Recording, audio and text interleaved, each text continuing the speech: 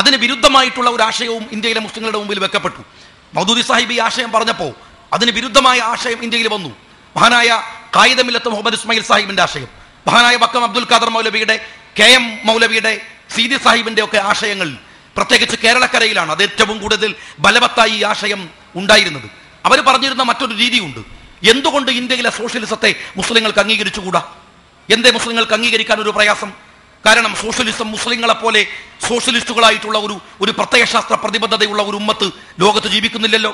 പ്രവാചകൻ തിരുമേനി സല്ലല്ലാഹു അലൈഹി വസല്ലം തങ്ങളെക്കാൾ വലിയ ഒരു സോഷ്യലിസ്റ്റ് ലോകത്ത് പറഞ്ഞിട്ടില്ലല്ലോ. ഇസ്ലാമിലെ ചരിത്രങ്ങളെ ഒരുപാട് എടുത്തു കാണിക്കാൻ കഴിയും. ഉമർ റളിയല്ലാഹു തആല അൻഹുവിന്റെ കാലത്ത് കഅബ തവാഫ് ചെയ്തുകൊണ്ടിരുന്ന ഗസാനിലെ രാജാവ് ജബലത്ത് ഒരു അറബിയെ അടിച്ചപ്പോ അതിന് പ്രതിക്രിയ ചെയ്യാൻ പറയുന്നുണ്ട് ഉമർ റളിയല്ലാഹു അൻഹു. തിരിച്ചടിക്കാൻ പറയുന്നുണ്ട് ഒരു ഗ്രാമീണനായ അറബിയോട്.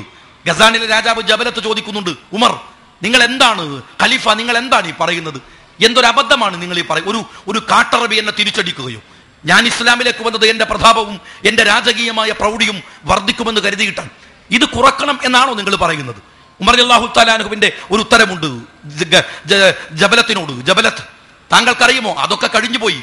അള്ളാഹുവിന്റെ പ്രവാചകൻ മുഹമ്മദ് മുസ്തഫ സല്ലല്ലാഹു അലൈഹി വസല്ലം തങ്ങളുടെ അവസാനത്തെ ഖുതുബ പ്രസംഗവും അവസാനത്തെ ഹജ്ജ്, ആ ഹജ്ജിലെ ഹജ്ജത്തുൽ വദാഇലെ പ്രസംഗമുണ്ട്.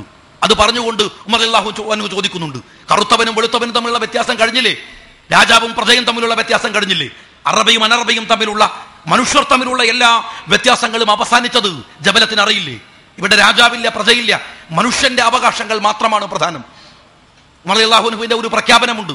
പ്രവാചകൻ തിരുമേനിയുടെ ഹജ്ജത്തുൽ വദാഇലെ ഈ അവകാശ പ്രഖ്യാപനങ്ങളെ കുറിച്ച്, മനുഷ്യാവകാശ പ്രഖ്യാപനങ്ങളെ എടുത്തുദ്ധരിച്ചുകൊണ്ട് ഒരു ചോദ്യമുണ്ട്. അതിനേക്കാൾ വലിയ ഒരു സോഷ്യലിസം, സമയത്തിന്റെ പരിമിതി കൊണ്ട് ഞാൻ ഓടിച്ചു പോവുകയാണ്, അതിനേക്കാൾ വലിയ ഒരു സോഷ്യലിസം ലോകത്തിൽ ആർക്കും സമർപ്പിക്കാനാവില്ല. അതുകൊണ്ട് ഇന്ത്യയിലെ മുസ്ലിങ്ങൾ കൃത്യമായും ഏറ്റവും നല്ല സോഷ്യലിസ്റ്റുകളായിരിക്കണം എന്ന് കേരളക്കരയിൽ മുഖ്യമായി പ്രചരിപ്പിക്കാൻ ഞാനീ പറഞ്ഞ നേതാക്കന്മാരൊക്കെ മുൻപന്തിയിലുണ്ടായി. അതുകൊണ്ട് ഇന്ത്യക്ക് വിരുദ്ധമായി ഒരു ഇസ്ലാമിക രാഷ്ട്രമുണ്ടാക്കുക എന്ന അനിസ്ലാമികമായ പ്രക്രിയക്ക് വേണ്ടിയുള്ള പ്രയത്നമല്ല, ഞാനത് ബോധപൂർവം പറഞ്ഞ ഒരു വാചകമാണ്. അങ്ങനെ ഒരു പ്രക്രിയയല്ല ഇവിടുത്തെ മുസ്ലിങ്ങൾ ചെയ്യേണ്ടത്. മറിച്ച് ഇസ്ലാമികമായി ഇന്ത്യയുടെ സാഹചര്യത്തിൽ നല്ല ഒരു സോഷ്യലിസ്റ്റായി ജീവിക്കാൻ, നല്ല ഒരു ജനാധിപത്യ വിശ്വാസിയായി പ്രവാചകൻ തിരുമേനി സല്ലല്ലാഹു അലൈഹി വസല്ലം തങ്ങളെ ചോദ്യം ചെയ്യുന്ന ഒരു അറബിയുടെ മുമ്പിലേക്ക്, ഒരു ഗ്രാമീണനായ അറബിയുടെ മുമ്പിൽ ഊരിപ്പിടിച്ച വാളുമായി ഉമർ റളിയല്ലാഹു തആല അൻഹു എഴുന്നേൽക്കുമ്പോൾ പ്രവാചകന്റെ ഒരു ചോദ്യമുണ്ട്, ഒരു മറുവർത്തമാനമുണ്ട്. അടങ്ങ് ഉമർ, അയാൾ അവകാശിയാണ്. അവകാശികൾക്ക് ചിലത് ചോദിക്കുവാനും അവകാശമുണ്ട്.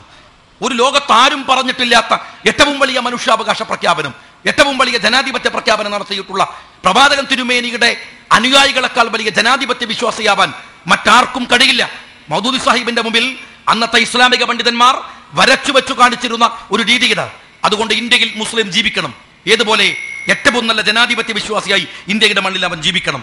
മതേതര വിശ്വാസികൾ ഇസ്ലാമിനെ കാണിച്ചിട്ടുള്ള സകല മതത്തോടും കാണിക്കുന്ന ബഹുമാനത്തോട്, അതിന് കാണിക്കുന്ന ബഹുമാനത്തോളം തുല്യമായി ഏതു രാഷ്ട്രസങ്കല്പത്തിനാണ് അത്ര വലിയ ഒരു മതബഹുമാനത്തിന്റെ കാഴ്ചപ്പാട് വെക്കാനാവുക? അങ്ങനെ പ്രവാചകന്റെ ജീവിതത്തിൽ ഒരുപാട് തെളിവുകളുണ്ട്, ഞാൻ വിശദീകരിക്കുന്നില്ല. എന്താണ് നെതറാനിൽ നിന്ന് വന്നിട്ടുള്ള ക്രിസ്ത്യാനികൾ മദീന പള്ളിയിൽ പ്രവാചകനുമായി സംവദിച്ചു കൊണ്ടിരിക്കുന്നതിനിടയിൽ പ്രവാചകൻ പറഞ്ഞൊരു വർത്താനമുണ്ട്. പ്രവാചകനെ പ്രകോപിപ്പിക്കാൻ വേണ്ടി അവർ പറഞ്ഞു, ഞങ്ങൾക്ക് പ്രാർത്ഥിക്കാൻ സമയമായി മുഹമ്മദ് എന്ന് പറയുമ്പോൾ മദീന പള്ളിയുടെ ചെരുവ് തൂണ്ടി നിങ്ങൾക്ക് ഇവിടെ പ്രാർത്ഥിക്കാം എന്ന് കാണിച്ചു കൊടുത്ത പ്രവാചകൻ, ആ പ്രവാചകൻ കാണിച്ചു തന്നതിനപ്പുറത്തൊരു മതസൗഹാർദ്ദവും ലോകത്തിലില്ല. ഇന്ത്യയിൽ ഞാൻ പറഞ്ഞു വരുന്നത്, മൗലാന മൗദൂദി ഒരാശയത്തെ ഇന്ത്യയുടെ മുമ്പിൽ, മുസ്ലിങ്ങളുടെ മുമ്പിൽ വെച്ചിട്ടുണ്ട്. അത് ഇന്ത്യയുടെ മുഖ്യധാരയിൽ അലിഞ്ഞു ചേരാതെ ഈ രാഷ്ട്രത്തിന്റെ മതേതരത്വവും സെക്യുലാരിസവും ഡെമോക്രസിയും